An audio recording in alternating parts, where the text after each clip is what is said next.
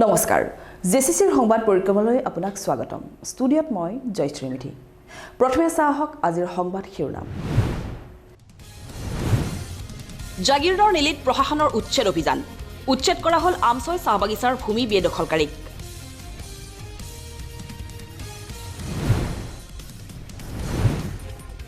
জাগিৰোডৰ পালিগুৰিত খুৰাৰ বিপণীত চুৰৰ লুটপাট লুটি নিলে খুৰাৰ লগতে নগদ ধন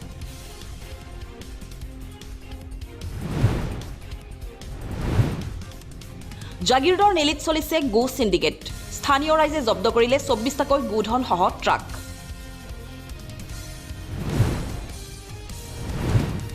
নিৰ্মাণ লেহেমীয়া হোৱাত ক্ষোভ প্ৰকাশ গৰিমা শইকীয়া গাৰ্গৰ জুবিন ক্ষেত্ৰ পৰিদৰ্শন কৰিলে চৰকাৰে গঠন কৰি দিয়া জুবিন ক্ষেত্ৰ নিৰ্মাণ সমিতিয়ে এতিয়া চাহক বাতৰি বিস্তৃত ৰূপত প্ৰাণৰ শিল্পীৰ শেষ শয়নস্থলীৰ দুৰৱস্থা জুবিন গাৰ্গৰ পত্নীয়ে তিৰপালেৰে থাকি বৰষুণ ৰোধৰ চেষ্টা চলোৱাত ৰাজ্যজুৰি প্ৰতিক্ৰিয়া ইয়াৰ মাজতে মঙ্গলবাৰে জুবিন ক্ষেত্ৰত উপস্থিত হয় জুবিন ক্ষেত্ৰ নিৰ্মাণ সমিতিৰ বিষয়ববীয়া গৰিমা শইকীয়া গাৰ্গৰ উপস্থিতিত সমগ্ৰ নিৰ্মাণ কাৰ্যৰ অগ্ৰগতি তদাৰক কৰাৰ লগতে শীঘ্ৰে এই সুপৰিকল্পিত জুবিন ক্ষেত্ৰ নিৰ্মাণ কৰা হ'ব বুলি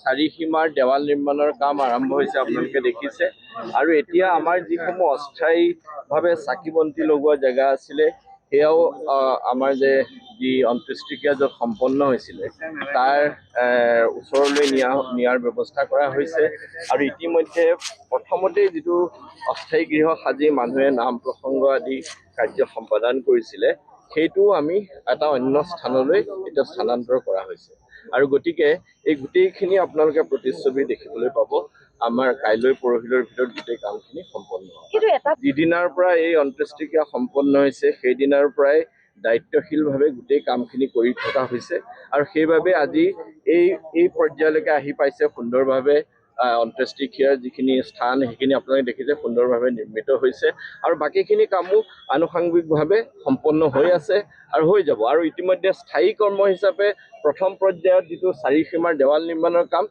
সেইটো ইতিমধ্যে আৰম্ভ হৈছে আৰু সেইটো অতি শীঘ্ৰে সম্পন্ন সম্পূৰ্ণ অস্থায়ী ব্যৱস্থা আছিল আৰু কেতিয়াবা প্ৰকৃতিৰ সৈতে আমি কিছুমান কথা আমাৰ অসুবিধা হয় কিন্তু আমি কেতিয়াবা প্ৰকৃতিয়ে সোনকালে বৰষুণ আহিব কিন্তু আমাৰ সেইটো পৰিকল্পনাত আছিল আৰু সেইবাবে এই ধৰণৰ নিৰ্মাণ কাৰ্য ইতিমধ্যে কৰা হৈছে কি আপোনালোকেও নিশ্চয় বিচাৰে যে জুবিন ক্ষেত্ৰখনক এটা সুন্দৰ ৰূপ লাভ কৰক আৰু ই এক সদায় পৰ্যায়ক্ৰমে যাব ইতিমধ্যে ইয়াৰ যি মাটিৰ আবণ্টন ইতিমধ্যে জিলা আয়ুক্তে আপোনালোকক জনাইছে যে মাটিৰ আবণ্টন ইতিমধ্যে সাংস্কৃতিক পৰিক্ৰমা বিভাগক দিয়া হৈছে আমাৰ কমিটি যিখন গঠন কৰি দিয়া হৈছে কমিটিয়ে কেইবাবাৰো বহিছে আৰু সেই মৰ্মে আমি পৰ্যায়ক্ৰমে কামবোৰ আগবঢ়াই কমিটিৰ ফালৰ পৰা আশা কৰিম যে সময়তকৈ আগতে কামটো সম্পন্ন হ'ব লোক নিৰ্মাণ বিভাগৰ বিষয়া অভিযন্তাৰ পৰা গৰিমা শইকীয়া গাৰ্গে সমগ্ৰ কাৰ্য ব্যৱস্থাৰ প্ৰাককলন সন্দৰ্ভত বুজ লোৱাৰ লগতে ৰ'দ বৰষুণৰ পৰা যাতে উপহাৰ আৰু চাকি দিয়াৰ স্থান সুৰক্ষিত কৰিব পাৰি তাৰ ব্যৱস্থা শীঘ্ৰেই কৰিবলৈ আহ্বান জনায়। উল্লেখযোগ্য যে কালি মানস ৰবিনে নিজাববীয়াকৈ ৩ পাতৰ চালি দি হ'লেও উপহাৰসমূহ সংৰক্ষণ কৰাৰ কথা ঘোষণা কৰাৰ পাছতেই তাৎপৰ্যপূৰ্ণভাৱে 6 মাহৰ অন্তত মঙলবাৰে পুৱাৰে পৰা তৎপৰ হৈ পৰিল লোক নিৰ্মাণ বিভাগ আৰু নিৰ্মাণ সমিতি। আমি ৰাইজৰ যিখিনি মৰম আশীৰ্বাদ জীৱনৰ প্ৰতি সদায় মৰম আছিলে সেইখিনি আমি আৰম্ভণিৰ পৰা তেনেকেই আমি স্বীকাৰ কৰিবই লাগিব বা সেইখিনি আমি যদি কেনেবাকৈ অৱহেলা কৰোঁ তেতিয়াহ'লে সেইটো আমাৰ পাপ হ'ব। গতিকে এতিয়া কায়িকভাৱে নোহোৱাৰ পিছতো জুবিনৰ বাবে সেইটো বস্তু কাৰো মনত নাই যে জুবিন আমাৰ মাজত নাই, জুবিন সদায় আছে আমাৰ মাজত। গতিকে সেইখিনি মৰম আশীৰ্বাদে সদায় উপচাই ৰাখিছে, সেইখিনি আমি অৱহেলিত কৰিবলৈ কেতিয়াও দিব নোৱাৰোঁ। সেইকাৰণে মই আহি ত্ৰিপাল টানিব লগা হৈছে। দেখিছোঁ যে বৰষুণত তিতি অক্ষয়বন্তি নুমাই গৈছে, চাকিখিনি নুমাই গৈছে, মানুহে ইমান মৰম সন্মান আদৰত জ্বলোৱা, ইমান উপহাৰ হাতেৰে নিৰ্মাণ কৰি কিছুমানে নিজৰ মানে যিমান পাৰে আটাইতকৈ ভালৰো ভাল বস্তু এটা আনি জুবিনক দিবলৈ চেষ্টা কৰিছে সকলোৱে। অকল অসমৰ বুলি বা আমাৰ ওচৰ পাজৰ বুলি নকওঁ, বিভিন্ন ঠাইৰ পৰা বিভিন্ন ব্যক্তি আহিছে, কিমান আৱেগেৰে আহি পেলাই দিছে। গতিকে সেইখিনি নষ্ট হৈ যোৱাটো আমি কেতিয়াও নিবিচাৰোঁ, এতিয়াও নিবিচাৰোঁ। আৰু সেইখিনি আচলতে চৰকাৰৰ কাম, যিহেতু তেওঁলোকে কৰোঁ বুলি ভাবিলে বহুত সোনকালে তৎপৰতাৰে কৰিব পাৰে। বৰষুণ অহালৈকে ৰৈ নাথাকিলেও হ'লহেঁতেন। আৰু আমি যোৱা 6 তাৰিখে এখন লাষ্ট মিটিঙত বহিছোঁ, তাৰ আগতেতো আমি এটা ডাঙৰ প্ৰেজেণ্টেশ্যন দিছিলোঁ। সেইমতে কেনেকৈ হ'ব সেই কথাটো আমাক একো জনোৱা নহ'ল। আমাৰ তথাপিতো এতিয়া যিহেতু 10 বিঘা মাটি আবণ্টন কৰিছে, সেই মৰ্মে আমি পুনৰ 6 তাৰিখে আমি কৈছিলোঁ যে অন্ততঃ এটা মিউজিয়াম, জুবিনৰ ইমানবোৰ বস্তু জুবিনৰ নিজৰো আছে আৰু ইমানবোৰ উপহাৰ আছে, সকলোবোৰ সুৰক্ষিত সংৰক্ষিত কৰিব পৰাকৈ এটা মিউজিয়াম। আনকি এজনে জুবিনে চলোৱা পাজেৰো গাড়ীখন যে ইমান আৱেগেৰে এজন গেৰেজৰ মালিক তেখেতে পাজেৰোখন বনাই ৰেডি কৰি ৰাখিছে। তেওঁ বিচাৰিছে যে তেওঁ নিজেই গ্লাছৰ বক্স তৈয়াৰ কৰিব, বাহিৰত ৰাখিব যেতিয়া মিউজিয়ামটো হ'ব। গতিকে তেনেকৈ বস্তু বহুত সাজু হৈ আছে। জুবিনক ছিংগাপুৰ যাত্ৰাত অনা সেই কাস্কেটটো আমি খুব সযতনে ৰাখিছোঁ। তেনেকুৱা বহুত বস্তু আছে যিবোৰ বস্তু সেই মিউজিয়ামতহে সংগ্ৰহিত হ'ব পাৰিব আৰু দেশ বিদেশৰ মানুহে সকলোৱে আহি চাব। তাত বহুত আৱেগ জড়িত হৈ থকা বস্তু আছে, জুবিনে ব্যৱহাৰ কৰা বস্তু, উপহাৰ সামগ্ৰী, এই গোটেইবোৰ বস্তু আমি আচলতে এতিয়া বিচাৰিছোঁ যে অন্ততঃ এটা মিউজিয়াম। সেইদিনাখন 6 তাৰিখে সেইটোৱে ডিচিশ্যন, মানে আমি আমাৰ ফালৰ পৰা আমি সেইটো কৰিছোঁ যে মিউজিয়াম এটা, লগত লাইব্ৰেৰী এটা আৰু এখন মুকলি মঞ্চ, জুবিনৰ মানে যিসকল নতুন প্ৰজন্মৰ ল'ৰা ছোৱালী আছে সকলোৱে আহি যাতে তাত জুবিনৰ গীত মাত তেওঁলোকে পৰিৱেশন কৰিব পাৰে বা নিজৰ কিবা এটা গীত তেওঁলোকে বনাইছে, কিবা এটা কবিতা লিখিছে, সকলোৱে যাতে বা নাম প্ৰসংগ কৰিছে, সকলোৱে যাতে কৰিব পাৰে। সেই কথাবোৰ সোনকালে হ'ব লাগে। আৰু তাত মঞ্চখনো এনেকুৱা কোৱা নাই যে বৃহৎ এখন মঞ্চ হ'ব লাগিব, সেইটো এটা ভাল যুক্ত। গতিকে সেইখিনি নিশ্চয় ইয়াত হ'ব।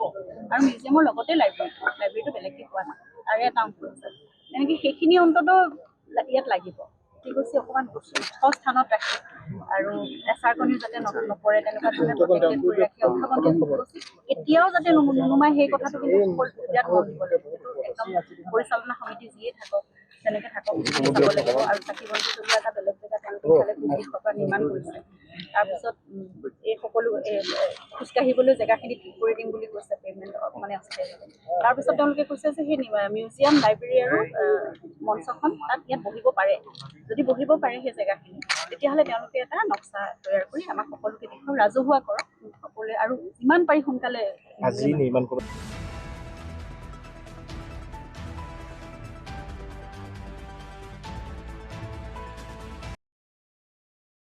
বৃহস্পতিবাৰে জাগিৰোডৰ সীতাজখলাত উপস্থিত হয় জাপানৰ ফুকুবা বিশ্ববিদ্যালয়ৰ এটি প্ৰতিনিধি দল। গুৱাহাটীৰ IITৰ উদ্যোগত অসমলৈ অহা দলটোৱে সীতাজখলাৰ দুগ্ধ উৎপাদন ক্ষেত্ৰ পৰিদৰ্শন কৰি আপ্লুত হৈ পৰে। এই সন্দৰ্ভত চাওঁহক আমাৰ এক বিশেষ প্ৰতিবেদন। জাগিৰোডৰ সীতাজখলাত জাপানৰ ফুকুবা বিশ্ববিদ্যালয়ৰ 18জনীয়া এটা প্ৰতিনিধিৰ দল। এই দলটোত আছে বিশ্ববিদ্যালয়খনৰ 14গৰাকী মেধাৱী ছাত্ৰ ছাত্ৰীৰ লগতে 4গৰাকী ফেকাল্টি। গুৱাহাটীৰ IITৰ উদ্যোগত অসমলৈ অহা উক্ত দলটিয়ে সীতাজখলা দুগ্ধ উৎপাদক সমবায় সমিতিৰ বিভিন্ন ক্ষেত্ৰ পৰিদৰ্শন কৰাৰ লগতে পৰিদৰ্শন কৰে আধুনিক পদ্ধতিৰে কৰা বিভিন্ন কৃষি ক্ষেত্ৰ। উল্লেখ্য যে জাপানৰ ফুকুবা বিশ্ববিদ্যালয়ৰ পৰা অহা শিক্ষাৰ্থীৰ দলটোক নেতৃত্ব দিয়া ফেকাল্টি কেইগৰাকী হৈছে ফুকুবা বিশ্ববিদ্যালয়ৰ অধ্যাপকদ্বয় কেনজি ইৰি, ডক্টৰ অৰবিন্দ ভালডেৰামা, গুৱাহাটী IITৰ অধ্যাপকদ্বয় ডক্টৰ সিদ্ধাৰ্থ সিনহা আৰু Bikramjit Dutta. So it's a good opportunity to see the local condition here in Assam. So actually, this project is called Social Impact, and it is funded by the Ministry of Education, Culture, and Sports of Japan. And this is actually a chance for Japanese students and Indian students to work together and understand the local issue. Because as the future leaders, they understand what are the problems. Most of the problem in institution in Japan is that they are stuck in the laboratory. They don't see the real world. So this is an initiative of Japan government so that they can see the actual situation, and then when they are like future researcher, future leaders, they know how to solve. Integrated program, Japan Tsukuba University or IIT Guwahati. ইহঁতি student কেইজন আহিছে জাপানৰ পৰা, আমাৰ IITৰ student কেইজনমান আছে। এই ভিজিটটোত আমি ট্ৰাই কৰিছোঁ এজ এ মডেল এটা দেখাবলৈ, যেনেকৈ সীতা জখলা কোঅপাৰেটিভ ছ'চাইটি যেনেকৈ ডেভেলপ কৰিছে নিজকে, জাপানী ষ্টুডেণ্ট কমিউনিটি এডুকেশ্যনেল কমিউনিটিটো গম পাওঁ। আৰু প্লাছ সিহঁতি যি প্ৰব্লেম ফেচ কৰি আছে যাতে আমি এইবোৰ লৈ আৰু আগত ষ্টাডি কৰিব পাৰোঁ, কেনেকৈ প্ৰব্লেমকেইটা ছল্ভ হয়, এইটো লৈ আমাৰ ভিজিটটো আছে। উক্ত দলটোক সমল ব্যক্তি হিচাপে সহযোগিতা আগবঢ়াই পুষ্পধৰ দাস আৰু ডক্টৰ মনজীৱ শৰ্মাই। সুদূৰ জাপানৰ চুকুবা ইউনিভাৰ্চিটি আৰু বিশেষকৈ আমাৰ গুৱাহাটী IITৰ উদ্যোগত চুকুবা ইউনিভাৰ্চিটিৰ পৰা আমি প্ৰায় 14-15 জন ছাত্ৰ ছাত্ৰী আৰু 3 জন ফেকাল্টি আৰু গুৱাহাটী IITৰ এজন ফেকাল্টি, গতিকে এনেকৈ আমাৰ 18-19 জনীয়া টীম এটা আমাৰ ইয়ালৈ সীতা জখলাই বোলে দিনটো জোৰা কাৰ্যসূচীৰে আহিছে। আৰু তেওঁলোকে আজি 4 দিনমানৰ পৰা গুৱাহাটীত আছে বুলি গম পাওঁ। তো যিয়ে নহওক তেওঁলোকে বিশেষকৈ কৃষি যান্ত্ৰিকতা, ভেলু এডিশ্যন আৰু ফুড ছায়েন্সৰ বিভিন্ন ইঞ্জিনিয়াৰিং ক্ষেত্ৰত তো কৃষিৰ ওপৰত কেনেকৈ যান্ত্ৰিকতা আনিব পাৰি, এইবিলাক বিভিন্ন বিষয়ৰ ওপৰত আমি আলোচনা কৰোঁ। তেওঁলোকে মত বিনিময় কৰে, আমাৰ পৰা কিছু জানিব বিচাৰে, আমাৰ অসমৰ যি কথাবিলাক সেইখিনি আমাৰ পৰা আমি জনাওঁ আৰু তেওঁলোকে সেইখিনি খুব গুৰুত্ব সহকাৰে ছাত্ৰ ছাত্ৰীসকলে লৈছে। যিয়ে নহওক আমি IIT গুৱাহাটীক আমি ধন্যবাদ জ্ঞাপন কৰিব লাগিব আৰু সময়ে সময়ে এনেকৈ বিভিন্ন বিশ্ববিদ্যালয় তথা টেকনিকেল যিবিলাক ইনষ্টিটিউট আছে তেখেতসকলে আমাক এনেকৈ সীতা জখলাক এটা সমল হিচাপে ব্যৱহাৰ কৰাটো বা সমল হিচাপে আমাক মান্যতা দিয়াত আমি সঁচাকৈ নথৈ আনন্দিত হওঁ। যদিও আমাৰ এই সংগ্ৰাম হিচাপে আমি লৈছোঁ, আমাৰ যথেষ্ট সংগ্ৰামিত আমি, কিন্তু তাৰ মাজতো এনেকৈ এইবিলাক বিভিন্ন ধৰণৰ ছাত্ৰ ছাত্ৰী তথা এক্সপ'জাৰ ভিজিটবিলাক আমাৰ তালৈ মাজে মাজে আহে। আমি এই ক্ষেত্ৰত IITক বিশেষকৈ ধন্যবাদ জ্ঞাপন কৰিছোঁ যে জাপানৰ ষ্টুডেণ্টবিলাক আমাৰ তালৈ লৈ আহিছে। আমি দিনজোৰা তেওঁলোকৰ লগত আজি মত বিনিময় কৰিছোঁ, ভাল লাগিছে।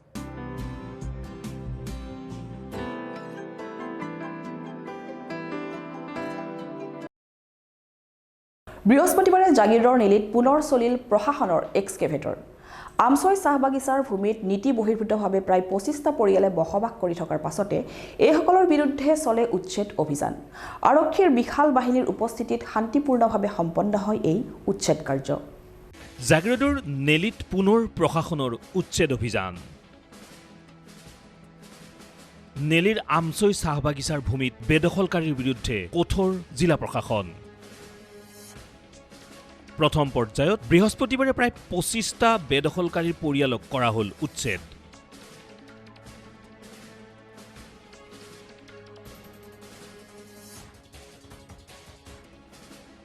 মৰিগাঁও আৰক্ষী আৰু জিলা প্ৰশাসনৰ এটি বৃহৎ দলে অবৈধ বেদখলকাৰীৰ বিৰুদ্ধে চলালে এই উচ্ছেদ অভিযান। 23ঘৰমান মানুহ বহি আছিলে, তাৰে বাগানে যিটো নটিচ দিছে, সিহঁতে আল্টিমেটলি সিহঁতে গুচি গৈছে। তথাপিও ঘৰবিলাক থকাৰ কাৰণে আজি JCB ভাঙি পেলাইছে। আমাৰ দীৰ্ঘদিনীয়া দাবীয়ে আমি আন্দোলন কৰি আছিলোঁ। আমাৰ মধ্য অসমত 7টা ট্ৰাইবেল বেল আছে, তাৰে এখন হৈছে পলাগুৰি ট্ৰাইবেল বেল। পলাগুৰিটো মানে অবৈধভাৱে বেদখল হৈ আছে, তেওঁলোকক মানে মুক্ত কৰিবলৈ কাৰণে আমি দাবী জনাই আছিলোঁ। তাৰে আল্টিমেটলি এখেতসকলক মানে নটিচ দিয়া হৈছে আৰু স্থায়ী অৰ্ডাৰ আনিছে বুলি শুনিছোঁ। DC বাইদে ডকুমেণ্টছ ভেৰিফাই কৰি আছে, সেইখিনিলৈ কেতিয়া কৰিব সেইটোৱে মানে চাবলগীয়া কথা।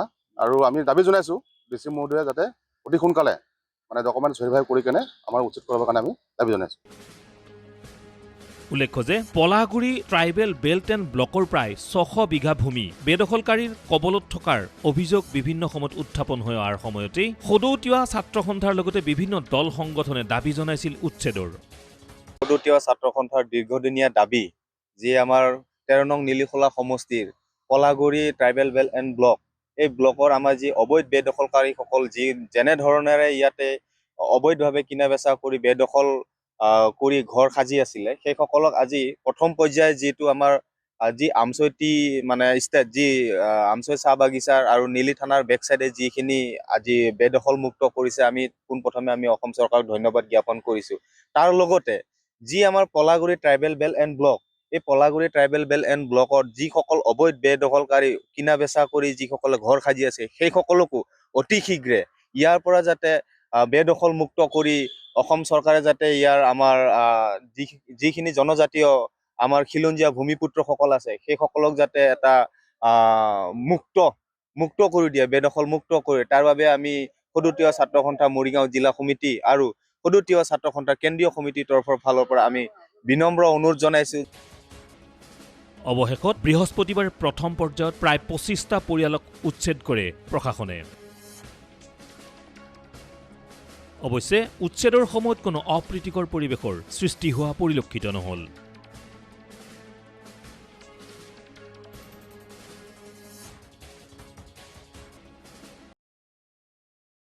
দেওবাৰে সোণাপুৰৰ ৰাজীৱ ভৱনত কংগ্ৰেছ সাংসদ গৌৰৱ গগৈ উপস্থিত হৈ এক দলীয় সভাত অংশগ্ৰহণ কৰে। নৱগঠিত ডিমৰীয়া সমষ্টিত প্ৰাৰ্থিত্ব লাভ কৰা স্থানীয় যুৱক কিশোৰ কুমাৰ বৰুৱাক অভিনন্দন জনোৱাৰ লগতে আগন্তুক নিৰ্বাচনত কংগ্ৰেছক জয়যুক্ত কৰাৰ বাবে জনায় আহ্বান।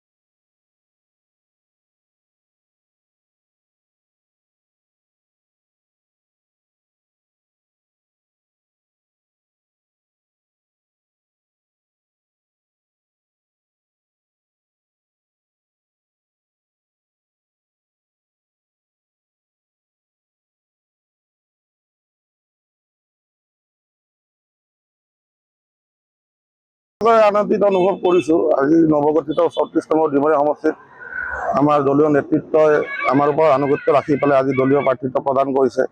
আমি গোটেইবোৰ সুখী, গোটেই ৰাইজ সুখী, কৰ্মীসকল সুখী। আৰু আমি দলীয় টিকেট লাভ কৰাৰ পিছত আমাৰ দলীয় নেতৃত্বৰ মুখত প্ৰত্যেকৰ মুখতে হাঁহি। আজি এজন মানে আমাৰ যিটো দাবী আছিল ডিমৰীয়া ৰাইজৰ ইমান দিনৰ পৰা যে স্থানীয় যুৱক এজনক প্ৰাৰ্থিত্ব দিব লাগে, স্বাধীনতাৰ 80 বছৰ পাছত কোনো এটা ৰাজনৈতিক দলে এইবাৰে প্ৰথমবাৰলৈ এজন স্থানীয় ব্যক্তিক প্ৰাৰ্থিত্ব প্ৰদান কৰিছে। আৰু অনাগত দিনত নিশ্চয় আমি ডিমৰীয়াবাসী ৰাইজক লগত লৈ পেলাই আমি সমষ্টিটো জিকিব পাৰিম।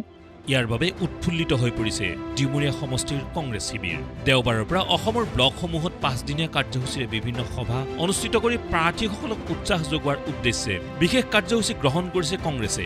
ইয়াৰ অংশস্বৰূপে দেওবাৰে সোণাপুৰৰ ৰাজীৱ ভৱনত গৌৰৱ গগৈ উপস্থিত হৈ কংগ্ৰেছ প্ৰাৰ্থী কিশোৰ কুমাৰ বৰুৱাৰ লগতে স্থানীয় কংগ্ৰেছ নেতাকৰ্মীসকলক ধন্যবাদ জনাই সমাগত নিৰ্বাচনত দেহেকেহে কষ্ট কৰাৰ বাবে আহ্বান জনায়।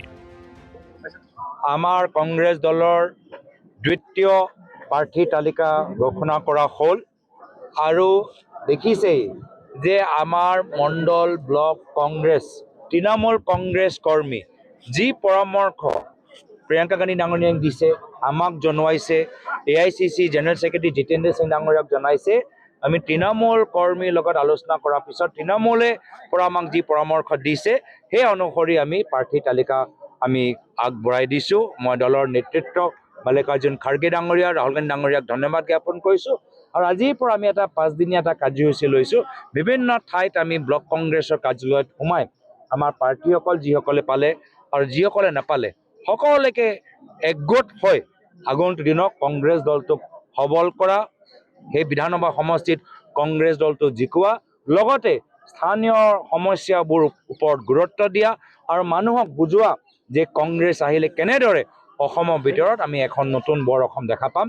তাৰ বাবে এটা 5 দিনীয়া কাৰ্যসূচী আমি হাতত লৈছোঁ। ডিমৰীয়া সমষ্টি এইবেলি নতুনকৈ গঠিত হোৱাৰ পাছতে প্ৰথমবাৰৰ বাবে স্থানীয় এগৰাকী যুৱনেতা লাভ কৰি অঞ্চলবাসী সুখী বুলিও মন্তব্য কৰে বহুজনে। আমি অত্যন্ত সুখী। এই চেগতে মই আমাৰ কিশোৰ বৰুৱা ডাঙৰীয়াক মই শুভেচ্ছা জ্ঞাপন কৰিছোঁ। আৰু নৱগঠিত 34 FC যিটো ডিমৰীয়া আমাৰ সমষ্টি, এই সমষ্টি আমাৰ বহুদিনীয়া দাবী আছিল। যেতিয়াৰ পৰা এইটো সমষ্টি এনাউন্স কৰিছে তেতিয়াৰ পৰা আমি বিচাৰিছিলোঁ যে দলে এজন স্থানীয় ব্যক্তিক প্ৰাৰ্থিত্ব প্ৰদান কৰক। যিহেতু দিছপুৰৰ লগত আছিলোঁ আমি আগতে, সদায় এজন বাহিৰা মানুহে আমি গুৱাহাটীলৈ যাই পিনে যাব লাগে, বিভিন্ন ধৰণৰ অসুবিধা থাকে, স্থানীয় সমস্যাবিলাক তেওঁলোকৰ আগত উপস্থাপন কৰিবলৈ আমাৰ যথেষ্ট কমিউনিকেশ্যনৰ প্ৰব্লেম থাকে। কিন্তু এতিয়া ঘৰৰ পদূলিতে গোটেই ডিমৰাবাসী ৰাইজে এজন আমাৰ MLA পাব, সেইটো আমাৰ কাৰণে অত্যন্ত সৌভাগ্যৰ কথা।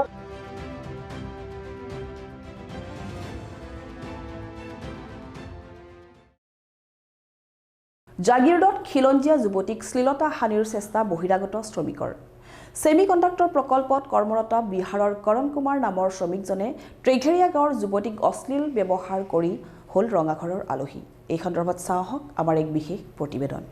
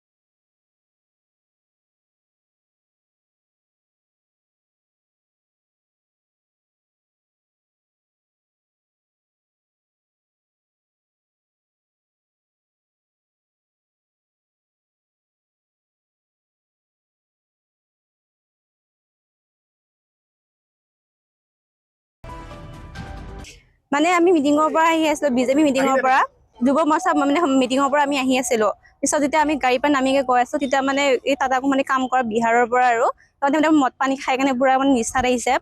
আমি আহোঁতে আমাক চব মানে বেয়া ইংগিত দি কেনে ছোৱালীকেইটা বেয়া ইংগিত দিকে কৈছে সিহঁতে। পিছত যাওঁতে আমাৰ ল'ৰাকেইটাক মানে বহুত বেয়াকে কৈছে, মাৰিছে, ঘোচা মাৰিছে। এতিয়া ল'ৰাকেইটা মানে মেডিকেলো গৈছে আৰু কৈছে কি আমাৰ অসমীয়া বোলে সিহঁতৰ বোলে ভৰি তলত থাকিব লাগে, বহুত বেয়া বেয়াকে কৈছে। আৰু ছোৱালীবিলাক বহুত বেয়া বেয়াকে কৈছে। আৰু সিহঁতৰ কাৰণে আমি আহিব নোৱাৰোঁ ৰাতি হ'লে, ইমান বেয়া বেয়া ইংগিতেৰে দিয়ে সিহঁতে। আমি ছোৱালী 6জনী মান আছিলোঁ, আমাৰ ল'ৰা দুটা আছিলে, আৰু সিহঁতৰ ল'ৰা 5টা মান আছিলে। ধৰিব যাওঁতে গাত হাত দিছিলে, কৈ গ'ল টিনা হাত দিছিলে আৰু গোটেই দেখাই পাইছে কি হৈ আছে আপোনালোকে।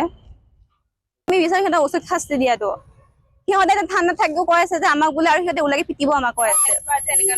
আৰু নেক্সট বাৰ এনেকা কোনো সিহঁতে ওলাই দিব লাগে ইয়াৰ পৰা। আৰু সিহঁতে মানে এনেকুৱা টাইপৰ মানুহ ন, সিহঁতে ওলালেও মানে বেলেগক পিছৰ ফোন চন কৰি আমাক মানে মাৰা এনেকা বুদ্ধি কৰি আছে সিহঁতে। দলটোক বাধা প্ৰদান কৰাৰ সময়তে স্থানীয় যুৱকৰ সৈতে মাৰপিটতো লিপ্ত হয় সুৰাসক্ত অৱস্থাত থকা শ্ৰমিক কৰণ কুমাৰ। এই কাৰ্যত আহত হয় স্থানীয় যুৱক যুৱতীসকল। খবৰ পোৱা মাত্ৰকে ঘটনাস্থলীত উপস্থিত হৈ জাগিৰোড আৰক্ষীয়ে আটক কৰে সুৰাসক্ত বহিৰাগত শ্ৰমিক কৰণ কুমাৰক। কিন্তু এন্ধাৰৰ সুযোগ লৈ সহযোগীসকল পলাই যাবলৈ সক্ষম হয়। ঘটনাৰ উচিত তদন্ত আৰু বহিৰাগত শ্ৰমিকক শাস্তিৰ দাবীত নিশাই জাগিৰোড আৰক্ষী থানাত উপস্থিত হয় ভুক্তভোগী আৰু স্থানীয় লোক। নিৰ্মীয়মান টাটা ছেমি কণ্ডাক্টৰ প্ৰকল্পত কাম কৰিবলৈ আহি খিলঞ্জীয়া যুৱতীৰ শ্লীলতা হানিৰ চেষ্টা কৰা বহিৰাগত শ্ৰমিকক শীঘ্ৰেই নাকি লগাবলৈ আৰক্ষী প্ৰশাসনক দাবী উত্থাপন কৰিছে স্থানীয় ৰাইজে। আমি মানে মিটিঙৰ পৰা আহি আছিলোঁ তাৰপিছতে মানে ৰাস্তা বিজেপি আজি যুৱ মৰ্চাৰ মিটিং আছিলেতো, আমি তালৈকে গৈ আছিলোঁ। যাওঁতে মানে আমাৰ কি হ'লে ৰাস্তাটো অলপ অসুবিধাৰ কাৰণে আমি ক'লো কি আধাতে আমাক গাড়ীখন ৰখাই দিয়ক, আমি এইখিনি খোজকাঢ়ি যাম বোকা যিহেতুকে ঘূৰি আহোঁতে মিটিঙৰ পৰা ঘূৰি আহোঁতে।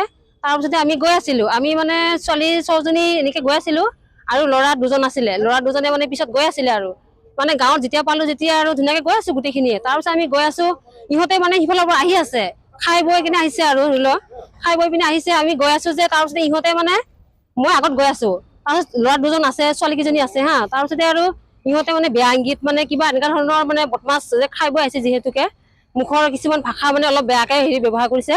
তাৰপিছত আমাৰ 2জন ল'ৰাই যিহেতু গাঁৱৰ ছোৱালী আৰু লগত আহিছে, সেইকাৰণে মানে সিহঁতে কি কৰিলে আমাৰ ছোৱালী কিয় তেনেকৈ কৰিছ এনেকুৱা ধৰণৰ কওঁতে মানে মানে সি মানে বেছিকে হেৰি কৰে বদমাছ মানে এজন ল'ৰাজন যে বিহাৰী ল'ৰা হয় এনেকুৱা মানে খুন্দিয়া দিছে মানে ল'ৰাটো আমাৰ ল'ৰাটো খুন্দিয়া দিওঁতে মোক কিয় খুন্দিয়াইছ তই বদমাছ কৰিছ মোক কিয় খুন্দিয়াইছ সেইটো কাৰণে মানে লাগিলে মানে তাকো এনেকে দিলে তাৰপিছত এনেকৈ মাৰা-মাৰি হ'লে আমি কৈছো এৰি দে কিন্তু বদমাছ ল'ৰা দেই যিকেইজন আছিলে বদমাছ কৰিছে বহুত বদমাছ ল'ৰা মানে আমাৰ ছোৱালী মানে সেইটো ৰাস্তাইদি মানে সুস্থ হিৰেৰে যাব নোৱাৰে মানে সেইকেইটা ল'ৰা মানে আমাৰ ইয়াৰ নহয় আধা কোম্পানীত কাম কৰি থকা ল'ৰা হয় বিহাৰৰ ল'ৰা বুলি কৈছে বিহাৰৰ নে ক'ৰ নাজানো বিহাৰী মুঠতে মানে তাৰ দম মানে আমি হয় বিহাৰী বাচ্চা মোৰ বিহাৰী তেজ আছে মোক মানে কোনে কি কৰিব পাৰিব এনেকুৱা ধৰণৰ দম দিছে অসমীয়াবিলাকে মোৰ তলত থাকিব লাগিব এনেকুৱা ধৰণৰ সি বদমাছ মানে এনেকুৱা ধৰণৰ ভাষ্য কৈ আছে তাৰ মানে সেইটোৱে সেইকাৰণে মানে আমাৰ ল'ৰাকেইটাও খং উঠিলে দেশতে মানে লাগিছে ল'ৰাটোৱে বদমাছ কৰিছে তাক ঘুচিয়াই দিলে যে আমাৰ ল'ৰাটো ঘুচিয়াই দিয়াৰ কাৰণে তাৰো খং উঠিলে যে ইমান জোৰে মাৰিছে ইমান সুস্থ ল'ৰা কাৰণ ল'ৰাটো ইমান ডাঙৰ ল'ৰা নহয় খুব বেছি 19 এনেকুৱা বছৰৰ ল'ৰা ইমান জোৰে ঘুচিয়াই দিছে সেইকাৰণে মানে খঙত পুৰা মানে ল'ৰাটো এই হৈছে আৰু লগৰ ছোৱালীজনীক এনেকে টাচ কৰিব বিচাৰোতে মানে ঠেলি দিয়া নিচিনাই মানে টাচ কৰিছে বোকা আছেতো বৰষুণ পৰি আছিলে যে গোটেই ৰাস্তা বোকা সেইকাৰণে মানে ছোৱালীজনী পৰি গ'ল টাচ কৰিব বিচাৰিলেতো আঁতৰি যাব ছোৱালীজনী হয়নে নহয় এনেকুৱা ধৰণৰ মানে ঠেলি দিছে ছোৱালীজনীক মানে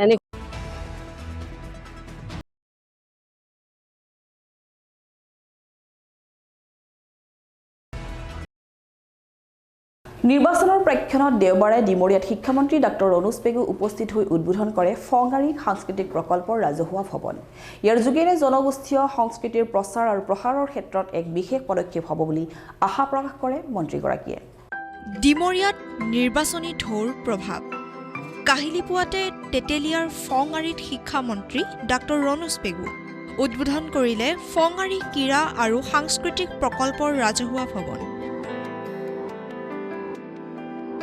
ভৈয়াম জনজাতি উন্নয়ন বিভাগৰ পুঁজিৰে 50 লাখ টকা ব্যয়েৰে ৰাজহুৱা ভৱন আৰু তিৱা স্বায়ত্ত পৰিষদৰ অধীনত 30 লাখ টকা ব্যয়েৰে নিৰ্মাণ কৰা সাংস্কৃতিক প্ৰকল্পৰ শুভ উদ্বোধন কৰে মন্ত্ৰীগৰাকীয়ে কাৰ্বি সমাজৰ এক সাংস্কৃতিক ক্ষেত্ৰ কাৰণে তেওঁলোকে মাটি সংৰক্ষিত কৰিছে আৰু ইয়াত কাৰ্বিসকলৰ পৰম্পৰাগত দমাহী উৎসৱ তাৰ লগতে যুৱ মহোৎসৱ অনুষ্ঠিত কৰি আহিছে বাকি সময়খিনিতো স্থানীয় ৰাইজে এই অঞ্চলৰ ক্ষেত্ৰখনৰ যি নান্দনিক সৌন্দৰ্য তাৰ কাৰণে পিকনিক আদি খাবলৈ আহে ইয়াত তিৱা স্বায়ত্তশাসিত পৰিষদৰ পৰা এটা স্থায়ী মঞ্চ 30 লাখ টকা ব্যয় সাপেক্ষে নিৰ্মাণ কৰি দিছে আৰু তাৰ লগতে আমাৰ ভৈয়াম জনজাতি উন্নয়ন বিভাগৰ পৰাও 50 লাখ টকা ব্যয় সাপেক্ষে এটা প্ৰেক্ষাগৃহ নিৰ্মাণ কৰি দিয়া হৈছে এই দুয়োটা অনুষ্ঠান আজি মই তিৱা স্বায়ত্তশাসিত পৰিষদৰ মুখ্য কাৰ্যবাহী সদস্য জীৱন কোঁৱৰৰ সৈতে উদ্বোধন কৰোঁ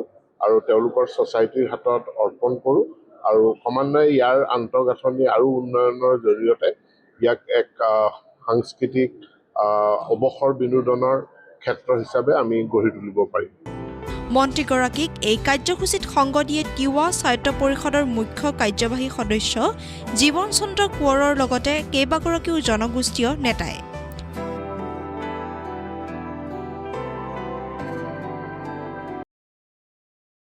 ভৈয়ামৰ কাৰ্বি জনগোষ্ঠীলৈ ৰাজ্য চৰকাৰে স্বায়ত্তশাসনৰ মৰ্যাদা প্ৰদান কৰাৰ পাছতে উৎফুল্লিত হৈ পৰিছে জনগোষ্ঠীটোৰ লোকসকল শনিবাৰে জনগোষ্ঠীয় নেতা সংবিজিত ইংটি কাঠাৰ জাগিৰোডত উপস্থিত হোৱাৰ লগে লগে মৰিগাঁৱৰ মনোনীত দুগৰাকী সদস্যৰ নেতৃত্বত ৰাইজে আদৰণি জনায় ভৈয়ামৰ কাৰ্বি জনগোষ্ঠীলৈ চৰকাৰে প্ৰদান কৰিলে স্বায়ত্তশাসনৰ মৰ্যাদা শুক্ৰবাৰে অসমৰ ভৈয়ামৰ কাৰ্বিসকললৈ স্বায়ত্তশাসনৰ মৰ্যাদাৰ কথা ঘোষণা কৰাৰ লগে লগে উৎফুল্লিত হৈ পৰিছে ভৈয়ামত বসবাস কৰা কাৰ্বি জনগোষ্ঠীৰ লোকসকল জনগোষ্ঠীটোৰ এক দীৰ্ঘদিনীয়া দাবীৰ প্ৰতি চৰকাৰে জনোৱা সঁহাৰিৰ বাবে চৰকাৰক ধন্যবাদ আৰু কৃতজ্ঞতা জনালে পূৰ্বৰ NDFBৰ নেতা তথা বৰ্তমানৰ ভৈয়াম কাৰ্বি স্বায়ত্ত পৰিষদৰ মনোনীত সদস্য সংবিজিত ইংটি কাঠাৰে অসম চৰকাৰে 26জনীয়া মনোনীত সদস্যৰ তালিকা প্ৰকাশ কৰাৰ পাছতেই শনিবাৰে জাগিৰোডত উপস্থিত হোৱা নেতাগৰাকীক মৰিগাঁও জিলাৰ 2 মনোনীত সদস্য ক্ৰমে টিকেন বাংথাই আৰু সোভৰাম ৰংহাঙৰ নেতৃত্বত এটি দল আৰু জনগোষ্ঠীয় ৰাইজে আদৰণি জনায়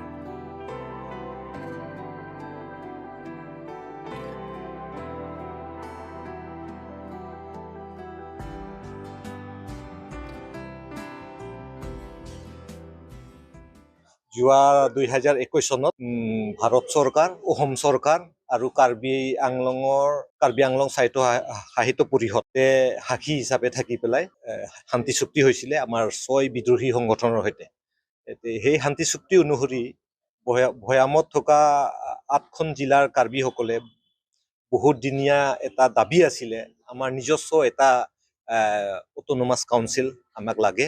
এইটো বহুত দীৰ্ঘদিনীয়া দাবী আছিল আৰু সেই দাবীটো যোৱাকালি অসম চৰকাৰে পূৰ্ণাংগ ৰূপত দিলে।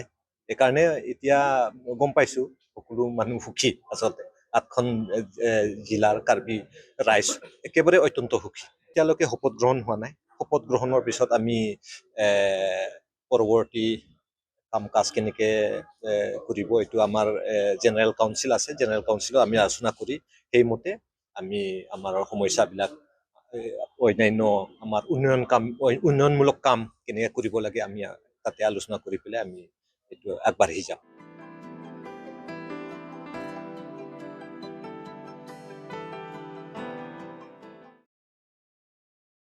এইবাৰ চোৰৰ লক্ষ্য জাগিৰোডৰ সুৰাৰ বিপণী। শুকুৰবাৰে নিশা জাগিৰোডৰ পালিগুৰিত এখন সুৰাৰ বিপণীত চোৰে লুটপাট চলাই লৈ গ'ল সুৰাৰ লগতে নগদ ধন। সমগ্ৰ দৃশ্য বন্দী হ'ল CCTV কেমেৰাত। জাগিৰোডত এইবাৰ ওলাল সুৰা প্ৰেমী চোৰ। সুৰাৰ বিপণীৰ পৰা লুটিলে সুৰাৰ লগতে নগদ ধন। জাগিৰোডৰ পালিগুৰিৰ এক সুৰাৰ বিপণীত শুক্ৰবাৰে নিশা সংঘটিত হয় এই ঘটনা। জাগিৰোডৰ পালিগুৰিস্থিত নিউ টুলুছ ৱাইন শ্বপৰ টিনপাত অফৰাই খুলি শুক্ৰবাৰে নিশা চিলিং ভাঙি লুটপাট কৰে চোৰে। ৱাইন শ্বপখনত এটি চোৰ প্ৰৱেশ কৰি নগদ ধন, সুৰা, এটি মোবাইল ফোন, CCTVৰ মনিটৰৰ লগতে আন বহু দৰকাৰী সামগ্ৰী লুটি উধাও হয়। সমগ্ৰ চুৰিকাণ্ড বন্দী হৈ ৰয় CCTVৰ কেমেৰাত। পুৱাৰ ভাগতে ৱাইন শ্বপৰ কৰ্তৃপক্ষ উপস্থিত হৈ ঘটনা প্ৰত্যক্ষ কৰি জাগিৰোড আৰক্ষীক খবৰ দিয়ে। ঘটনাস্থলীত আৰক্ষী উপস্থিত হৈ তদন্ত আৰম্ভ কৰিছে যদিও এই পৰ্যন্ত আৰক্ষীৰ জালত পৰা নাই চোৰ। যোৱা ৰাতি আমাৰ ইয়াতে চুৰ হৈছিল। আমাৰ ৱাইন শ্বপ নিউ টুলুছ ৱাইন শ্বপ বুলি কয়। আপোনাৰ এইবাৰ সৈতে 3 নম্বৰ বাৰ সোমাইছে। আপোনাৰ যথেষ্টখিনি মোৰ ক্ষতি সাধন কৰি গৈছে আৰু যথেষ্টখিনি মাল লৈ গৈছে, পইচা নগদ টকা লৈ গৈছে আৰু আনুষংগিক কিবাকিবি আমাৰ দোকানৰ গুৰুত্বপূৰ্ণ বস্তু তেওঁলোকে লৈ গৈছে। টকা পইচাও যথেষ্টখিনি নিছে। এজাহাৰ এতিয়া অফিচাৰ আহিলে, আহি তেওঁ চালে, ইনভেষ্টিগেশ্যন আৰম্ভ কৰিছে। আগতো হৈছে। এইটো সৈতে 3 নম্বৰ বাৰ আৰু ধৰিব পৰা নাই। এবাৰ 3 নম্বৰ বাৰ। তেওঁলোকে কি কৰে, এবাৰ নিজে অফিচাৰ আহিছে, আহি গোটেই বস্তুখিনি তদন্ত কৰিছে। CCTV ফুটেজ পাইছে তেওঁলোকে।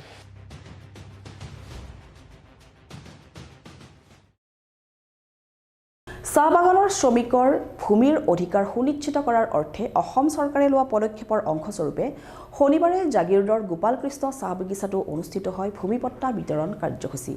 এই অনুষ্ঠানত মন্ত্ৰী পীযুষ হাজৰিকা উপস্থিত থাকি ইয়াৰ দ্বাৰা চাহ বাগানৰ বনুৱাসকলে অসমত এক নতুন পৰিস্থিতি লাভ কৰিব বুলি মন্তব্য কৰে। জাগিৰোডৰ গোপালকৃষ্ণ চাহ বাগিচাত মন্ত্ৰী পীযুষ হাজৰিকা শনিবাৰে বিতৰণ কৰিলে ডিজিটেল পট্টা আৰু ৰেচন কাৰ্ড।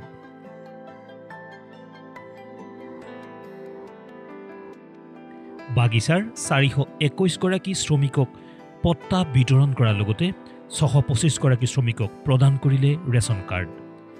বাগানৰ শ্ৰমিকসকলৰ দুখ দুৰ্দশা আঁতৰ কৰিবলৈ মুখ্যমন্ত্ৰী ডক্টৰ হিমন্ত বিশ্ব শৰ্মাই বিনামূলীয়া ভূমিপট্টা বিতৰণৰ ব্যৱস্থা কৰা বুলি উল্লেখ কৰি মন্ত্ৰীগৰাকীয়ে এই ব্যৱস্থাৰ দ্বাৰা বাগিচাৰ লোকসকলৰ জীৱন আৰু সম্পত্তিৰ নিৰাপত্তা সুনিশ্চিত হ'ব বুলিও মন্তব্য কৰে। অসমৰ মাননীয় মুখ্যমন্ত্ৰী ডাঙৰীয়াই এটা অতি উল্লেখযোগ্য পদক্ষেপ আমাৰ যোৱা বুলিয়ে কৈছোঁ আৰু যাবলৈতো হৈছে চাগে, আকৌ ভৱিষ্যতে নিশ্চয়কৈ আহিম। আমাৰ এইখন চৰকাৰত এটা ডাঙৰ পদক্ষেপ গ্ৰহণ কৰিছিলে। 200 বছৰ যিসকল ব্যক্তিয়ে অসমত থাকি অসমৰ চাহ শিল্পক আগুৱাই লৈ গ'ল, অসমৰ গৌৰৱ বিশ্বত প্ৰতিষ্ঠিত কৰিলে, সেই ব্যক্তিসকলে কেনেকৈ থাকিব লগা হ'ল, বেলেগৰ মাটিত থাকিব লগা হ'ল। কিমান দিন? 200 বছৰ। হিমন্ত বিশ্ব শৰ্মা ডাঙৰীয়াই এটা ভাষণ দিছিলে এছেম্বলিত, যিদিনাখন আমি এই বিলখন আনিছিলোঁ, মাটি দিয়াৰ বিলখন। তেতিয়া তেখেতে কৈছিল যে এটা পৰিয়ালৰ বাগানত এটা ল'ৰাৰ পঢ়া শুনা ভাল, 2টা ল'ৰাৰ পঢ়া শুনা ভাল, বা ল'ৰা ছোৱালীহালৰ পঢ়া শুনা ভাল। মাক দেউতাকে এটাক ভালকৈ পঢ়াই ডক্টৰ ইঞ্জিনিয়াৰ কৰে বা ভাল চাকৰি বা ভালকৈ প্ৰতিষ্ঠিত কৰিবলৈ সুবিধা কৰি দিয়ে, দ্বিতীয়টোৰ কৰি নিদিয়ে। কিয় দ্বিতীয়টোৰ কৰি নিদিয়ে? দ্বিতীয়টোক পঢ়িলে ভয় খায়। কিয় ভয় খাই দ্বিতীয়জনে পঢ়িলে মাটিখিনি যদি গুচি যায়, কাৰণ এজন ঘৰৰ কোনো এজনে বাগানত কাম কৰিবই লাগিব। কিমান বেয়া কথা আছিলতো, কিমান বেয়া কথা আছিলে।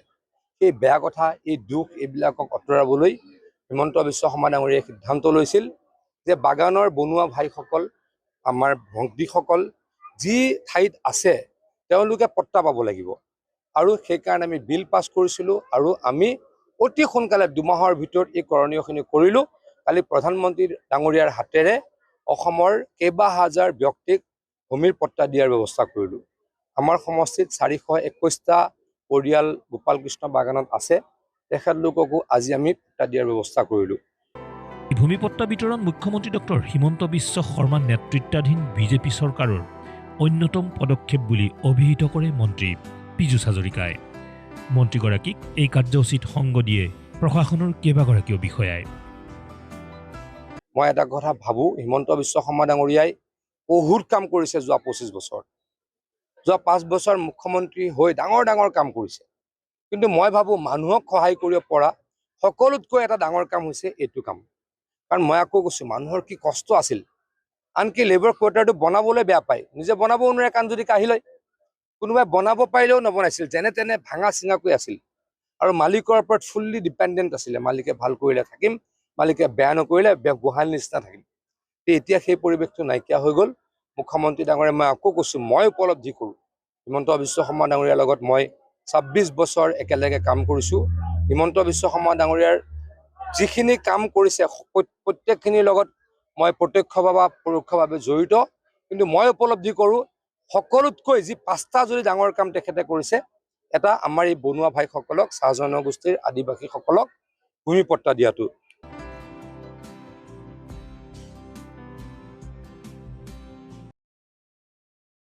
ৰাজ্যৰ ৰেল যাতায়াত ব্যৱস্থাত নৱদান সংযোজনেৰে শুকুৰবাৰে প্ৰধানমন্ত্ৰী নৰেন্দ্ৰ মোদীয়ে ফ্লেগ অফ কৰিলে নাৰেংগী আগৰতলা এক্সপ্ৰেছৰ। ইয়াৰ অংশস্বৰূপে ভাৰতীয় ৰেল বিভাগৰ উদ্যোগত জাগিৰোড ৰেল ষ্টেচনতো লোৱা হ'ল বিশেষ কাৰ্যসূচী। ষ্টেচনত মৰিগাঁও জিলা আয়ুক্তৰ উপস্থিতিত এই বিশেষ ৰেলখনক আদৰণি জনালে ৰেল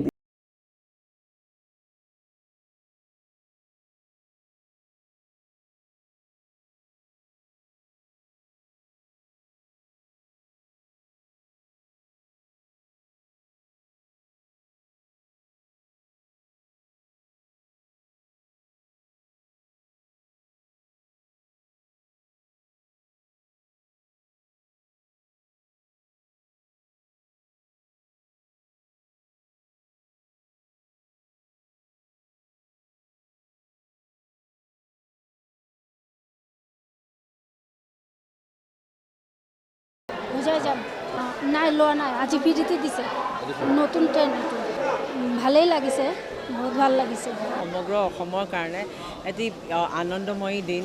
আমাৰ মাজত আমাৰ ভাৰতৰ প্ৰধানমন্ত্ৰী শ্ৰীযুত নৰেন্দ্ৰ মোদী ডাঙৰীয়াই আজি 3খনকৈ ট্ৰেইন এক্সপ্ৰেছ ইনগ্ৰেশ্যন কৰিছে আৰু তাতে আমি ভাগ্যৱান যে আমাৰ জাগিৰোডতো এটা ষ্টপেজ হিচাপে আপোনাৰ কামাখ্যা, জাগিৰোড, আগৰতলা অমৃত ভাৰত এক্সপ্ৰেছ আজি ইনগ্ৰেট হ'ল আৰু খুবেই শুভ ক্ষণ। আৰু এটি অতি পূৰ্বৰ পৰা এইটো এটা বৰ দৰকাৰ আছিলে, অভাৱ এটা আছিলে।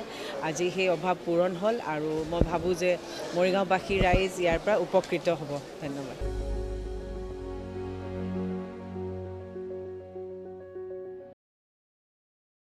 এতিয়া চাওক এটা বিশেষ খবৰ। নেলিত আৰক্ষীয়ে নহয়, ৰাইজে জব্দ কৰিলে চোৰাং গোভৰ্তি বাহন। দীৰ্ঘদিনৰে পৰা নগাঁৱৰ বিভিন্ন প্ৰান্তৰ পৰা মেঘালয়লৈ অবৈধভাৱে গো সৰবৰাহ হৈ থকাৰ অভিযোগ উত্থাপন হোৱাৰ সময়তে দেওবাৰে নিশা নেলিত ৰাইজে জব্দ কৰিলে এখন গোভৰ্তি বাহন। AS01SC8556 নম্বৰৰ ট্ৰাকখনেৰে অবৈধভাৱে নগাঁৱৰ পৰা মেঘালয়লৈ সৰবৰাহ কৰা হৈছিল 24টা গৰু। পৰৱৰ্তী পৰ্যায়ত ৰাইজে নেলি আৰক্ষীক ঘটনা অৱগত কৰাত আৰক্ষী ঘটনাস্থলীত উপস্থিত হৈ বাহনখন জব্দ কৰাৰ লগতে আটক কৰে চালকক। চালকে দিয়া স্বীকাৰোক্তি অনুসৰি জনৈক দেৱনাথ আৰু হুছেইনৰ নেতৃত্বত এই গৰুৰ সিন্ডিকেট দীৰ্ঘদিনৰে পৰা চলি আহিছে। বিভিন্ন পক্ষক মেনেজ কৰাৰ নামত প্ৰায় 50,000 পৰা 70,000 পৰ্যন্ত প্ৰতিখন টাকৰ পৰা সংগ্ৰহ কৰে জনৈক দেৱনাথ নামৰ গো মাফিয়াজনে।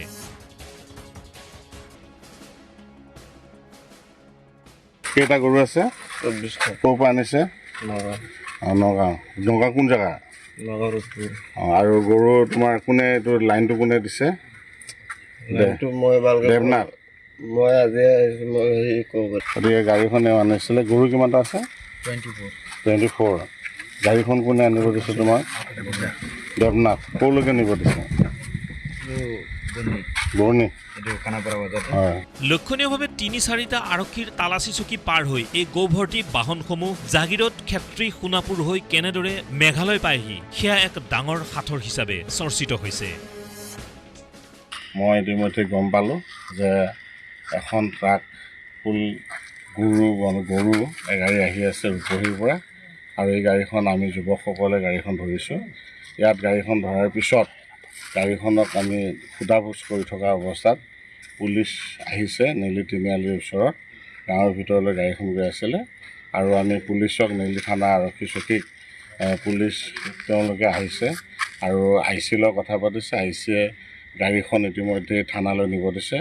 গতিকে আমি পুলিচৰ সাক্ষাৎত ইফালে তেওঁলোকৰ গাড়ী দেখাওক এখন গাড়ী ট্ৰাক আমি এই ড্ৰাইভাৰ হেৰি কৰিছে ষ্টেটমেণ্ট দিছে লগতে গাড়ীখন এইখন 24টা গৰু আছে ইয়াতে খানাপাৰা নি আছিল ইয়াতে কিবা লাইন কাৰ লগত নাজানো মিলাইছে প্ৰশাসনৰ কাৰ লগত দেৱনাথ বুলি কয় গাড়ীখন আমি ইতিমধ্যে ধৰিছোঁ আৰু পুলিচ ইয়াতে সাক্ষাৎত আমি পুলিচৰ সন্মুখত গাড়ীখন আমি চম্ভিছোঁ তেওঁলোকে এটা গাড়ীখন লৈ থানালৈ লৈ গুচি যাব।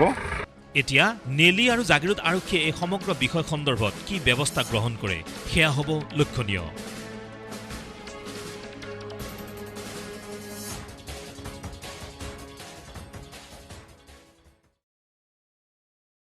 এতিয়া চাওক সংক্ষিপ্ত ৰূপত কেইটামান বাতৰি।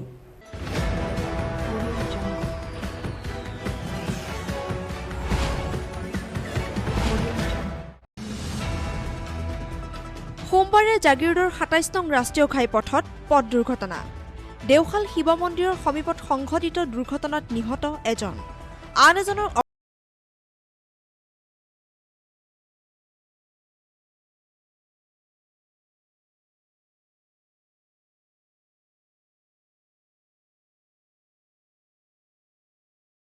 খুনুৱাৰ সন্দেহ। আৰক্ষীয়ে উদ্ধাৰ কৰিব পৰা নাই যুৱক দুজনৰ পৰিচয়। গুৰুতৰভাৱে আহত যুৱকজন দেৱ সিং আমচি বুলি সন্দেহ কৰিছে আৰক্ষীয়ে। দুৰ্ঘটনাত ভাঙি চুৰমাৰ হৈছে দুইজন যুৱকৰ মোবাইল ফোন।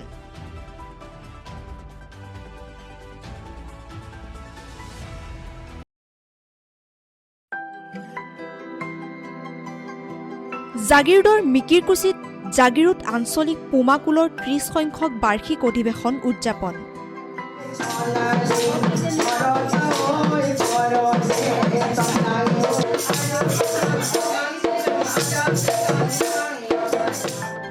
অনুষ্ঠানৰ আৰম্ভণিতে প্ৰাণৰ শিল্পী জুবিন গাৰ্গৰ প্ৰতিচ্ছবিত বন্তি প্ৰজ্বলন কৰি শ্ৰদ্ধাঞ্জলি জনোৱা হয়।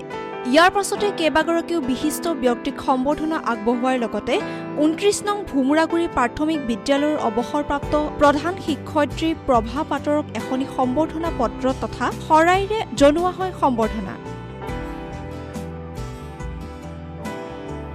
জাগিৰোড আঞ্চলিক পুমাকুলৰ প্ৰাক্তন সভাপতি দুৰ্গা বৰদলৈয়ে সভাপতিত্ব কৰা উক্ত অধিৱেশনত জাগিৰোড আঞ্চলিক পুমাকুলৰ উপদেষ্টা ৰতন পুমাৰ লিখিত এখনি স্মৃতি গ্ৰন্থ ফ্ৰুং উন্মোচন কৰে তিৱা সাহিত্য সভাৰ উপসভাপতি যোগেশ্বৰ বৰদলৈয়ে।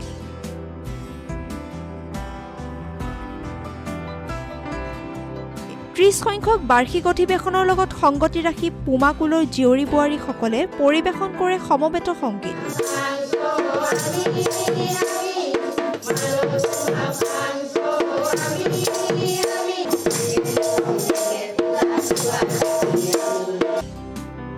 আনহাতে উক্ত সভাত কণ কণ শিশুসকলে কবিতা আবৃত্তি, গীত মাতকে ধৰি বহু আকৰ্ষণীয় সাংস্কৃতিক অনুষ্ঠান ৰূপায়িত কৰে।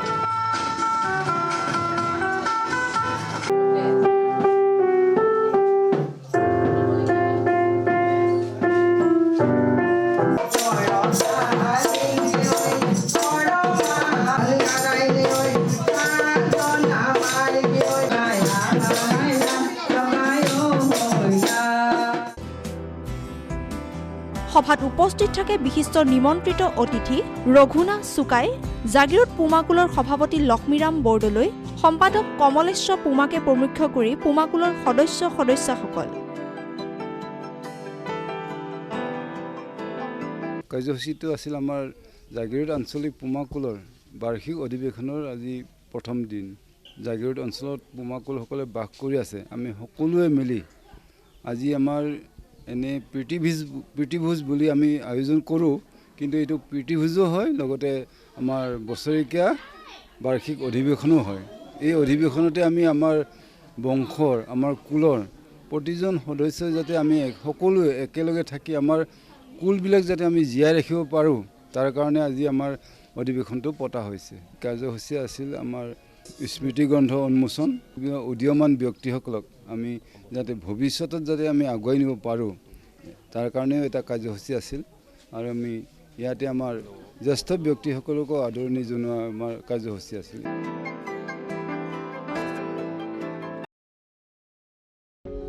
অহা 24 মাৰ্চৰ পৰা জাগিৰোডৰ বাসন্তী নগৰত 5 দিনীয়াকৈ অনুষ্ঠিত হ'ব সাৰ্বজনীন শ্ৰী শ্ৰী বাসন্তী দুৰ্গা পূজা উৎসৱ। বাসন্তী নগৰ পূজা সমিতিৰ উদ্যোগত অনুষ্ঠিত হ'বলগীয়া বাসন্তী দুৰ্গা পূজা উৎসৱত প্ৰতিদিনাই পূজা অৰ্চনাৰ লগতে অনুষ্ঠিত হ'ব বৰ্ণাঢ্য সাংস্কৃতিক কাৰ্যসূচী। এই উপলক্ষে বাসন্তী নগৰ পূজা মণ্ডপত চলিছে এতিয়া ব্যাপক প্ৰস্তুতি। 27 মাৰ্চ শুকুৰবাৰে মহানৱমী উপলক্ষে আয়োজন কৰা হৈছে আমন্ত্ৰিত কণ্ঠশিল্পীৰ সংগীতানুষ্ঠান। এই অনুষ্ঠানত গীত পৰিৱেশন কৰিব গুৱাহাটী দূৰদৰ্শন কেন্দ্ৰৰ সম্ভাৱনাৰ খিতাপ লাভ কৰা কণ্ঠশিল্পী মনবিতা ভৰদ্বাজ আৰু কলিকতাৰ ষ্টাৰ জলসা টিভিৰ ছুপাৰ ছিংগাৰ ৰিয়েলিটি শ্ব'ৰ দ্বিতীয় ৰানাৰ্ছ আপ দেৱৰাজে।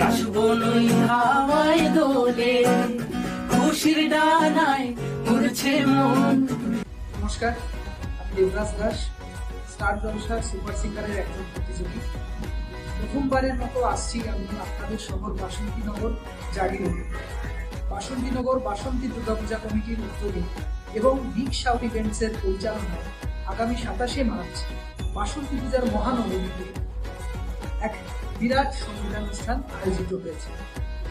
গান বাজনার মাধ্যমে সেই সন্ধ্যায় সবাইকে আনন্দে মাতিয়ে তুলব। সবাই আসবেন, তাহলে দেখা হচ্ছে 27 মার্চ। ধন্যবাদ। নমস্কাৰ, মই মনমিতা ভৰদ্বাজ। বাসন্তীনগৰ বাসন্তী পূজা কমিটিৰ উদ্যোগত আয়োজন কৰা বাসন্তী পূজা উপলক্ষে সাংস্কৃতিক সন্ধিয়াত মই গৈ আছোঁ 27 মাৰ্চত বাসন্তীনগৰ জাগিৰোডত গীত পৰিৱেশনৰ বাবে।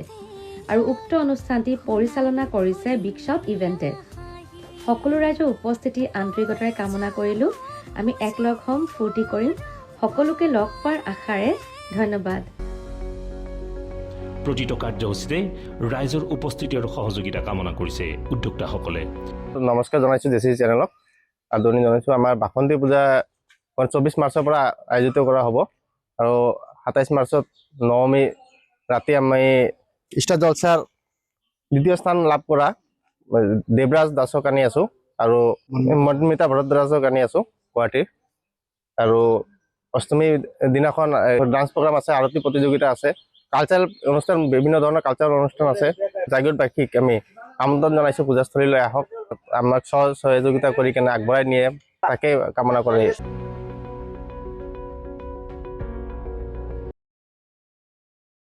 তিৱা স্বায়ত্তশাসিত পৰিষদৰ অন্তৰ্গত 10 নং তেতেলীয়া সমষ্টিৰ কাৰ্যবাহী সদস্য খগেন চন্দ্ৰ বৰদলৈয়ে সমষ্টি উন্নয়ন পুঁজিৰে বৃহস্পতিবাৰে সমষ্টিৰ বহুকেইটা উন্নয়নমূলক আঁচনিৰ আধাৰশিলা স্থাপন কৰে। সেই অনুসৰি জাগি ভকতগাঁও গাঁও পঞ্চায়তৰ অন্তৰ্গত ক্ৰমে কুমৈ ঠাকুৰ গাঁৱত 5 লাখ টকাৰ এটা ৰংগমঞ্চ, গণকগাঁৱত 10 লাখ টকাৰ আৰু কুমৈ ৰজাকুছিত 5 লাখ টকাৰ হৰি মন্দিৰৰ গৃহ আধাৰশিলা স্থাপন কৰে। প্ৰায় 20 লক্ষাধিক টকাৰ ব্যয় সাপেক্ষে নিৰ্মাণ হ'বলগীয়া উক্ত আঁচনিসমূহৰ জৰিয়তে সমষ্টিবাসী ৰাইজ উপকৃত হ'ব বুলি উল্লেখ কৰি কাৰ্যবাহী সদস্য খগেন চন্দ্ৰ বৰদলৈয়ে অনাগত সময়তো সমষ্টিবাসী উন্নয়নৰ ধাৰা অব্যাহত থাকিব বুলি মত পোষণ কৰে। অনুষ্ঠানত বিজেপিৰ জাগি ভকতগাঁও মণ্ডলৰ সভানেত্ৰী মল্লিকা বৰদলৈ, জাগি ভকতগাঁও মণ্ডল মহিলা মৰ্চাৰ সভানেত্ৰী প্ৰাঞ্জমিকা বৰা আদিৰ অন্যান্য বিষয়ববীয়াসকল উপস্থিত থাকে। এটি মানে হেৰি কৰিছোঁ, 10 লাখ টকা জোখাৰে এটা মানে নামঘৰ মণিকূটৰ হেৰি কৰিলোঁ, আধাৰশিলা কৰিলোঁ। আজি ইয়াত এইটো আমাৰ গণগাঁৱৰ লক্ষী মন্দিৰ, ঠাকুৰগাঁও লক্ষী মন্দিৰৰ আমাৰ এই সভাগৃহৰ আমি আধাৰশিলা কৰিলোঁ। ইয়াৰ পিছতে আমাৰ ৰজাকুছিত এটি আছে অনুষ্ঠান আধাশিলা আৰু আমাৰ ডাঙৰকুছিতো আছে এটা আধাশিলা অনুষ্ঠান। গতিকে লাহে লাহে আমি গোটেই অঞ্চলতেই অনুষ্ঠান প্ৰতিষ্ঠানবোৰ নিৰ্মাণ কৰা আমি এটা ভাল চিন্তা চৰ্চা কৰি এই কাৰ্যসূচীসমূহ হাতত ৰাখিছোঁ। নিজৰে ভাল লাগিছে তিৱা টমাছ কাউন্সিলে আচলতে তিৱা কাউন্সিলৰ এলেকাত সকলো চুকে কোণে সামৰি উন্নয়নৰ এটা ঢল বৈ গৈছে। আমাৰ মাননীয় মানে মুখ্য কাৰ্যবাহী জীৱন চন্দ্ৰ কোঁৱৰদেৱৰ নেতৃত্বত আৰু আমি তেখেতক সহায় কৰিছোঁ। আজি তেতেলীয়া সমষ্টিটো বহুকেইটা অনুষ্ঠানৰ আধাশিলা হৈ গৈছে। আমাৰ সপোনটো হৈছে যে আমাৰ সমাজ জীৱনৰ যিবিলাক সমস্যা আছে সেই সভাগীয়ে হওক নামঘৰে হওক বা বিভিন্ন নিবনুৱাৰ কাৰণে যি আত্মসহায়ক গোটৰ কাৰণে যিবোৰ ব্যৱস্থা থাকে এই সকলোবিলাক সামৰি তিৱা কাউন্সিলক আগুৱাই নিয়াৰ লগতে সমাজখনক আগুৱাই নিয়া আমাৰ পৰিকল্পনা আছে আৰু সেই পৰিকল্পনাক কাৰ্যকৰী কৰিবলৈ আগবাঢ়িছোঁ। আজি ইয়াতে এটা সাংস্কৃতিক প্ৰকল্প নিৰ্মাণৰ উদ্দেশ্যে আজি যি আমি আধাশিলা কৈছোঁ বা 5 লাখ টকাই যোৱাবাৰ মই দিছোঁ ইয়াতে পইচা। গতিকে এই অনুষ্ঠানটো যেতিয়া হৈ যায় ই কেৱল সাংস্কৃতিক অনুষ্ঠানেই নহয়, আমাৰ সমাজ জীৱনৰ আপুৰুগীয়া সম্পদ। কেতিয়াবা মানে কোনোবাই আজি বিয়া এখন পাতিছে, তেওঁ ঘৰত হয়তো পেণ্ডেল বনাব নোৱাৰিব, ইয়াতে ধুনীয়াকে যদি অনুষ্ঠানটোক ৰাইজৰ লগত আলোচনা কৰি ইয়াত বিয়া সভাকে আদি কৰি বিভিন্ন মাংগলিক অনুষ্ঠানো কৰিব পাৰিব। পূজা সেৱাৰ লগতে আমাৰ সমাজ জীৱনৰ মাংগলিক অনুষ্ঠানবিলাকো কৰিব পাৰিব এইবিলাক অনুষ্ঠান।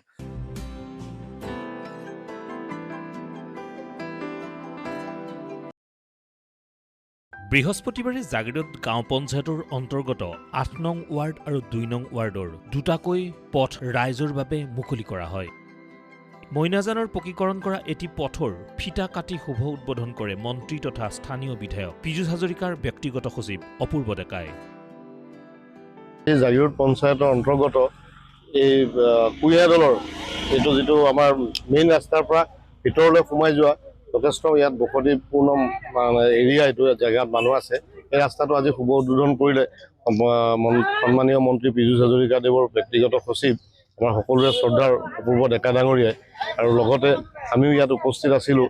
সন্মানীয় মই পীযুষ হাজৰিকাদেৱক ধন্যবাদ জনাইছোঁ ৰাইজৰ হৈ, যেনেকুৱা সৰু সৰু ৰাস্তাবোৰো এতিয়া মানে উন্নয়নৰ দিশত গৈ আছে। তাতে নেতৃত্ব দিছে আমাৰ জাগিৰোড পঞ্চায়তৰ সন্মানীয় সভাপতি সোণজ্যোতি নাথ ডাঙৰীয়াই।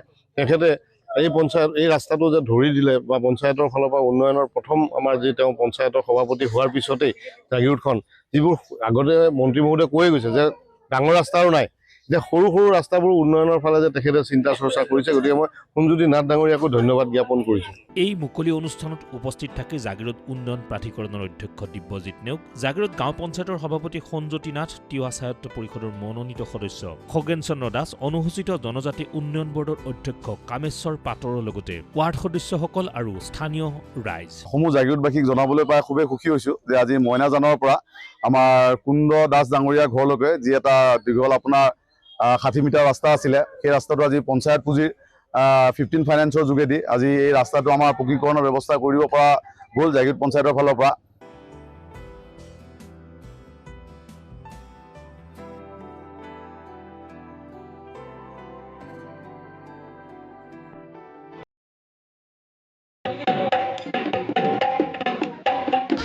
নিৰ্বাচনী ধামখুমীয়াৰ মাজতেই সন্মুখত পালেহি অসমীয়াৰ বাপুতি সাহোন ৰঙালী বিহুটি। সমান্তৰালকৈ বছেৰেকীয়া পৰীক্ষা সামৰি আজৰি হৈছে ছাত্ৰ ছাত্ৰীসকল। সেয়েহে এতিয়া হেঁপাহৰ ৰঙালী বিহুটিক আদৰিবলৈ সাজু হৈছে অসমবাসী।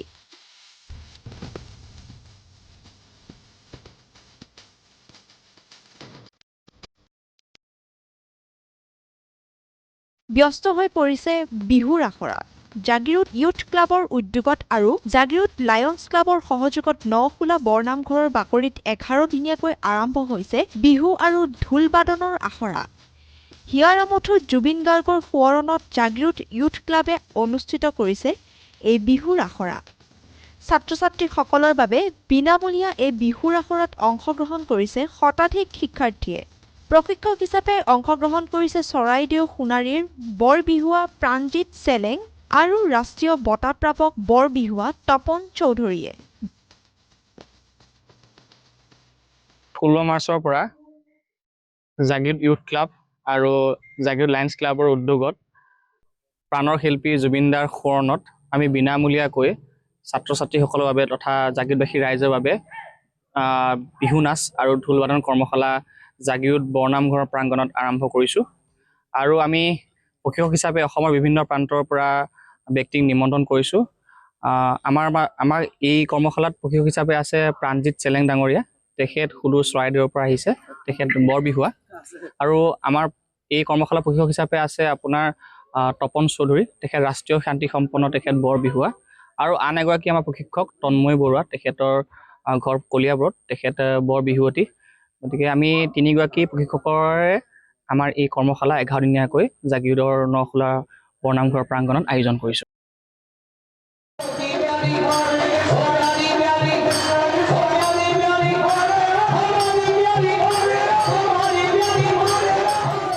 বিগত 9 মাৰ্চ সোমবাৰৰ পৰা আৰম্ভ হোৱা 71 সংখ্যক 56 প্ৰহৰ অখণ্ড শ্ৰী শ্ৰী হৰিনাম সংকীৰ্তন আৰু মহোৎসৱৰ 16 মাৰ্চ সোমবাৰে সামৰণি পৰে। জাগিৰোডৰ ৰাধা গোবিন্দ মন্দিৰত 8 দিনীয়াকৈ অনুষ্ঠিত হোৱা শ্ৰী শ্ৰী হৰিনাম সংকীৰ্তনৰ প্ৰতিদিনেই বিভিন্ন প্ৰান্তৰ পৰা অহা কীৰ্তনীয়া দলসমূহে পৰিৱেশন কৰা হৰিনামে মুখৰিত কৰি ৰাখে সমগ্ৰ জাগিৰোড অঞ্চল।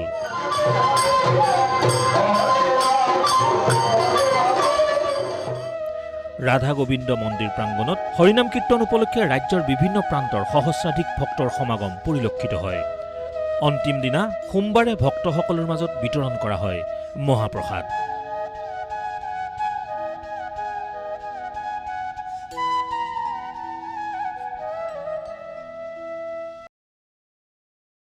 জাগিৰোড সমজিলা তথা মায়ং শিক্ষাখণ্ড অন্তৰ্গত আমকটা প্ৰাথমিক বিদ্যালয়ৰ নৱনিৰ্মিত এটা বাটচৰা সোমবাৰে শুভ উন্মোচন কৰা হয়।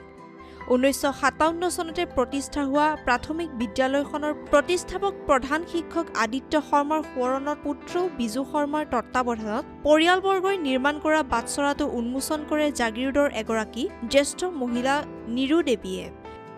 এই বাটচৰা উন্মোচনৰ পাছতে দুগচি বন্তি প্ৰজ্বলন কৰে ক্ৰমে জাগিৰোডৰ বিশিষ্ট সাহিত্যিক তথা অৱসৰপ্ৰাপ্ত শিক্ষয়িত্ৰী অকণ দেৱী আৰু আমকটা প্ৰাথমিক বিদ্যালয়ৰ জ্যেষ্ঠ শিক্ষক মিণ্টু বৰঠাকুৰে।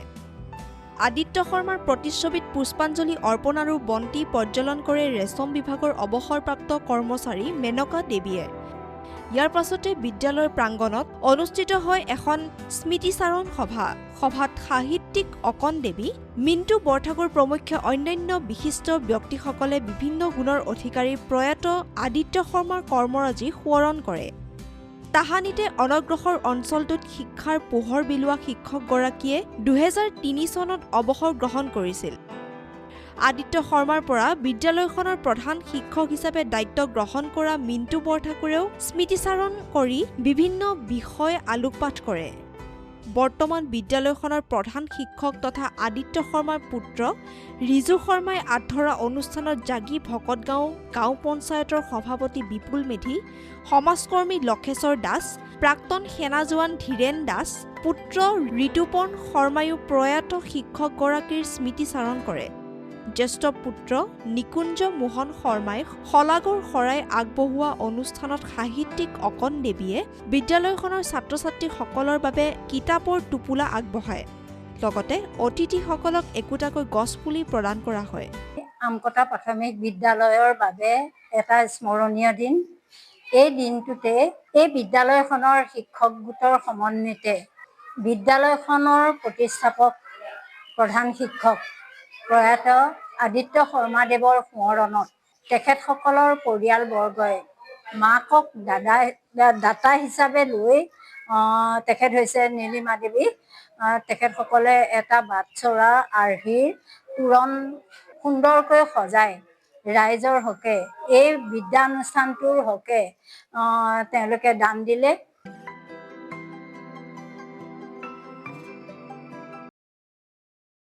আজিৰ সংবাদ পৰিক্ৰমা ইমানতে সামৰিছোঁ। জাগিৰোড, মৰিগাঁও আৰু ইয়াৰ কাষৰীয়া বিভিন্ন অঞ্চলৰ বাতৰিলৈ আমি আপোনালোকৰ মাজলৈ আহোঁ প্ৰতি বুধবাৰে সন্ধিয়া আৰু বৃহস্পতিবাৰে পুৱা। গতিকে চাবলৈ নাপাহৰিব আপোনালোকৰ প্ৰিয় অনুষ্ঠান JCCৰ সংবাদ পৰিক্ৰমা। ধন্যবাদ।